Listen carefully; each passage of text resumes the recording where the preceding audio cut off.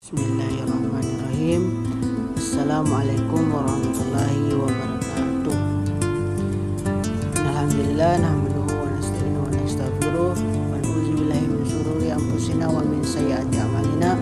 May yahdihillahu fala mudilla lahu wa may yudlil fala hadiyalah.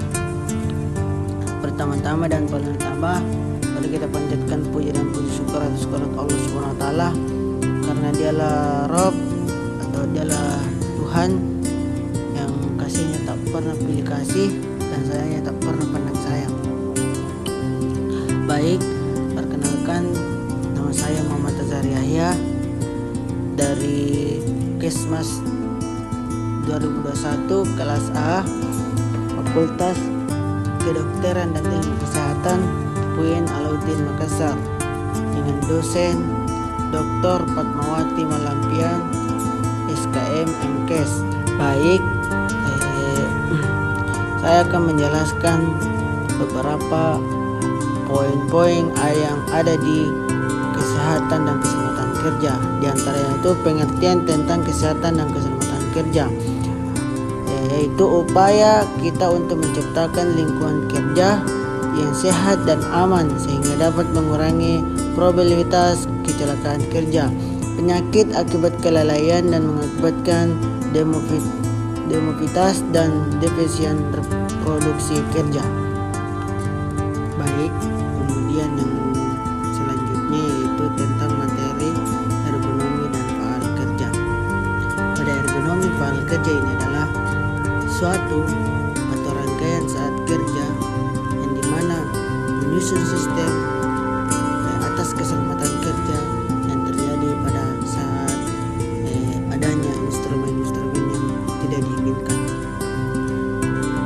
Baik, kemudian itu sistem manajemen ketiga atau sistem manajemen kesehatan dan keselamatan kerja, atau yang disebut dengan sistem SMK 3, yang dimana ini mengendalikan seluruh aset-aset yang ada di perusahaan untuk demi keselamatan kerja, dan mengendalikan di mana adanya pekerja-pekerja yang tidak diinginkan pada saat dia mengerjakan di lapangan. Kemudian mengendalikan tentang kesehatan dan keselamatan kerja. Di antaranya itu sebelum mengerjakan pekerjaan, dia akan dites dengan pekerja kesehatannya. Apakah yang akan terjadi jika mengadakan pekerjaan? Kemudian itu materi tentang atau poin tentang BAHK, yang dimana ini penyakit yang diderita pada saat bekerja di perusahaan atau tempat kerja. Di antaranya itu suhu yang bisa menyebabkan penyakit stroke pada saat pekerjaan terjadi. Kemudian tekanan, kondisi lingkungan kerja dengan tekanan udara tinggi biasanya ditemui pada pekerjaan penyelam.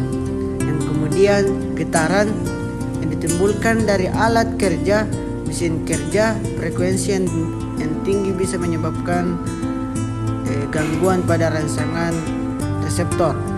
Kemudian kebisingan ini yang menimbulkan mesin-mesin alat kerja di tempat kerja dan menyebabkan kerusakan pada indera pendengaran. Selanjutnya itu pencahayaan. Kurangnya pencahayaan di perusahaan yang menyebabkan kelebihannya tempat kerja yang dapat terjadi apabila pekerja ini memiliki gangguan tentang penglihatannya. Dan kemudian radiasi. Pada radiasi kali ini yaitu alat-alat atau bahan-bahan yang terjadi pada saat perusahaan yang baik. Poin selanjutnya itu pelayanan kesehatan kerja dan BPJS-TK. Pada materi kali ini bicara tentang kesehatan atau jaminan kesehatan pada tenaga kerja. Baik, jaminan kesehatan tenaga kerja ini dibuat untuk menjaga atau pelayanan nasional tentang kesehatan. Di antaranya itu jaminan kesehatan pada saat kerja, kemudian jaminan hari tua, dan jaminan kematian. Pada kesehatan keselamatan kerja yang terdapat pada BPJS TK ini dibentuk oleh pemerintah, dan jaminan ini berlandaskan nasional. Kemudian poin selanjutnya itu berbicara tentang kecelakaan kerja dan pengendaliannya. Ya, definisi tentang kecelakaan adalah di mana suatu kejadian yang tidak diinginkan atau hal yang terjadi tanpa adanya tanpa adanya sepengetahuan manusia, dan bisa terjadi juga faktor kelalaian. Nah, diantaranya itu terjatuh, kemudian tertimpa runtuhan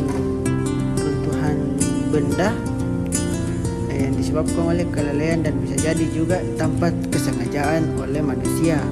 Kemudian faktor listrik atau faktor adanya tekanan suhu atau listrik yang dimana akan terjadi pompa atau suatu tekanan listrik yang tidak diinginkan. Kemudian berkontakan dengan bahan-bahan alat kimia. Kemudian pada saat adanya kecelakaan menimbulkan faktor diantaranya itu kerugian, yang dimana kerugian tentang bahan-bahannya, kemudian kerugian tentang kecelakaan, yang terjadi administrasi atau pembayaran rumah sakit yang terjadi. Baik, kemudian pembahasan tentang psikologi industri, di mana psikologi industri adalah ilmu yang mempelajari perilaku manusia yang terdapat di tempat kerja. Ya, betul sekali. Pada saat kita bekerja atau sebelum mengadakan pekerjaan, kita harus mempelajari apa-apa yang akan terjadi pada saat mengambil keputusan atau motivasi kerja atau produksi, karena akan mengakibatkan suatu pikiran saat kerja, atau yang menjadi masalah atau problem saat pekerjaan terjadi. Di antara itu stres saat kerja dan menjadi kegagalan saat mengadakan pekerjaan. Baik, selanjutnya itu masalah tentang gizi kerja. Ya, dalam usaha peningkatan saat pekerjaan terjadi, gizi yang paling perlu akan dalam hal kebutuhan pekerjaan, karena sebab gizi adalah penunjang dalam hal kesehatan dan keselamatan kerja. Di antaranya itu masalah kesehatan, gizi dapat memperkuat tekanan tubuh atau daya tahan tubuh. Kemudian keselamatan kerja, gizi diantaranya itu dapat memperoleh keseimbangan atau ketelestabilan hal dalam pekerjaan, dan dapat juga memperlakukan kita di tempat yang betul-betul ditempatkan, karena kita kembalikan ke daerah Indonesia yang mengakibatkan permasalahan gizi, yang dimana rentan penyakit atau rentan kelemahan warga Indonesia pada permasalahan gizi. Kemudian kita mengambil dari permasalahan di luar dari permasalahan gizi menjadi sumber atau menjadi sisi tambahan pada saat pekerjaan. Selanjutnya penjelasan tentang epidemiologi ketiga. Pada penjelasan kali ini yaitu berbicara tentang bidang ilmu yang mempelajari tentang frekuensi atau hitung-hitungan dalam hal ketiga. Kemudian ada juga distribusi dan determinan suatu penyakit merupakan penyakit yang paling umum mengabarkan disiplin ilmu epidemiologi. Kemudian kalau berbicara tentang epidemiologi kesehatan keselamatan kerja, tentang studi yang mempelajari efek kesehatan yang disebabkan oleh faktor-faktor pemaparan bahaya yang di lingkungan kerja. Kemudian epidemiologi pada saat keselamatan kerja biasa terjadi di laboratorium atau dinas kesehatan setempat. Faktor-faktor yang mempengaruhi epidemiologi dalam hal ketiga atau kesehatan dan keselamatan kerja, diantaranya itu faktor fisika, yang dimana terbagi juga beberapa faktor, diantaranya itu faktor turunan, dan kemudian faktor kimia, faktor biologi, faktor ergonomi, dan faktor psikologi. Kemudian epidemiologi ketiga terlalu berlebihan akan mengakibatkan dampak yang tidak baik, yaitu menimbulkan kelelahan baik secara fisik maupun mental dan meningkatkan reaksi emosional seperti sakit kepala, gangguan pencernaan, dan mudah marah. Yang itu adalah faktor bagaimana epidemiologi ketiga atau kesehatan dan keselamatan kerja, baik toksikologi industri, yang dimana ilmu yang merupakan bagian dari mengenai efek-efek atau apa yang terjadi tentang lingkungan kesehatan dan keselamatan kerja. Di antaranya itu farmakologi, kemudian toksikologi makanan dan kosmetik, kemudian toksikologi pestisida, kemudian toksikologi industri, kemudian toksikologi militer, toksikologi forensik. Di antara poin-poin yang di atas merupakan toksikologi atau hal yang dilakukan dalam hal kesehatan dan keselamatan kerja.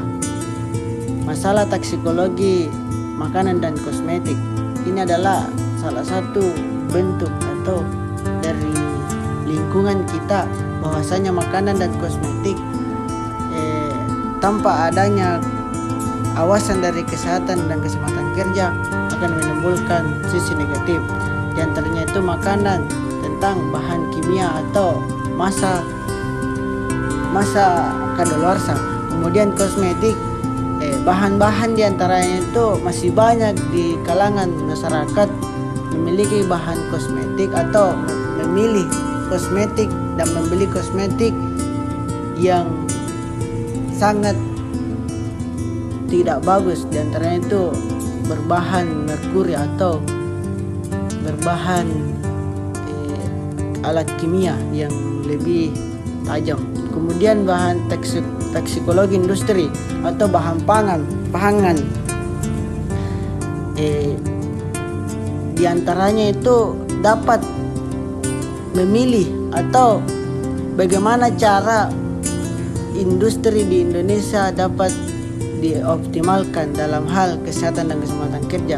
Kemudian toksikologi pestisida atau bahan yang dilakukan pada saat tumbuhan-tumbuhan atau racun yang dibuat oleh manusia untuk menjaga keasrian lingkungan sekitar. Kemudian toksikologi militer, yang dimana bahan-bahan militer atau zat-zat yang berdampak pada militer sangat berbahaya jika tanpa adanya pengawasan dari keselamatan dan kesehatan kerja. Baik, berbicara hygiene industri, yang dimana hygiene adalah langkah-langkah antisipasi, pengenalan, evaluasi, pengendalian dan konfirmasi untuk mewujudkan perlindungan dari bahaya di tempat kerja. Ya, berbicara tentang hygiene industri adalah merupakan salah satu profesi dalam bidang kesehatan yang memberikan perhatian kepada pengendalian tekanan baik dari lingkungan yang berbahaya atau lingkungan yang akan berdampak ke masa pekerjaan. Kemudian sasaran dari hygiene industri yaitu pertama itu perusahaan. Dalam hal lingkup kerja, hygiene perusahaan juga bersifat teknik. Dalam prakteknik biasanya dilakukan penilaian kepada faktor-faktor penyebab penyakit kualitatif dan kuantitatif dalam lingkungan kerja perusahaan melalui pengukuran. Kemudian hygiene sebab perkembangannya adanya hygiene perusahaan dan keselamatan kerja ialah adanya pekerjaan dalam hubungan pengupahan atau penggajian kapan tepatnya mulai dan pekerjaan atas dasar pengupahan atau penggajian tidaklah kita ketahui. Ya, berbicara tentang hygiene, kita dapat mengambil contoh di antaranya itu sebelum kita melaksanakan adanya pekerjaan hygiene ini bisa kita mengetes apakah dia kemampuannya betul-betul akan bisa ditempatkan di pekerjaan ini atau tidak, dan kemudian saat bekerja akan kembali lagi ke hygiene industri ini akan mengetes kembali lagi tentang kesehatannya, baik itu dalam 2 kali dalam sebulan akan mengetes kesehatannya dalam kesehatan secara teratur. Kemudian jika hygiene ini sebelum akan melaksanakan juga tugas terakhirnya yaitu mengetes apakah dia akan tetap bekerja dalam kondisi umur yang rentan tentang kesehatan keselamatan kerja yang dapat menimbulkan hal-hal yang tidak diinginkan. Kemudian proses promosi keselamatan kesehatan kerja atau ketiga, dan di mana promosi keselamatan kerja adalah suatu kegiatan atau aktivitas yang direncanakan dan ditunjukkan untuk meningkatkan keselamatan kesehatan kerja pada pekerja serta meningkatkan produktivitas perusahaan yang kegiatannya berupa pelatihan, training, visual manajemen di area masing-masing. Kemudian ada beberapa cara mempromosikan K3 di tempat kerja. Yang pertama itu evaluasi pengetahuan mengenai keselamatan kerja, kemudian melakukan penilaian risiko, ketiga monitor pelaksanaan standar keselamatan kerja, keempat komunikasikan pesan K3 melalui media, kelima menggunakan proses atau material yang lebih aman, kemudian yang terakhir menyertakan K3 pada pelatihan tersebut. Kemudian K3 bertujuan untuk meningkatkan kesadaran tenaga kerja akan pentingnya K3 agar lebih memahami bahwa keselamatan pekerja dan pasien lebih utama memanfaatkan yang dirasakan oleh tenaga kerja, dan adanya bukti penurunan angka kecelakaan setelah melaksanakan program inspeksi K3 yang menjamin terwujudnya budaya. Sasarannya dari promosi kesehatan adalah yang pertama itu primer atau karyawan di tempat kerja, yang kedua sekunder pengelola atau organisasi pekerja, yang ketiga itu tersier atau pengusaha dan manajer direktur. Baik, itulah dari saya. Mohon maaf apabila ada kesalahan. Wabillahi taufiq wal hidayah. Wassalamualaikum warahmatullahi wabarakatuh.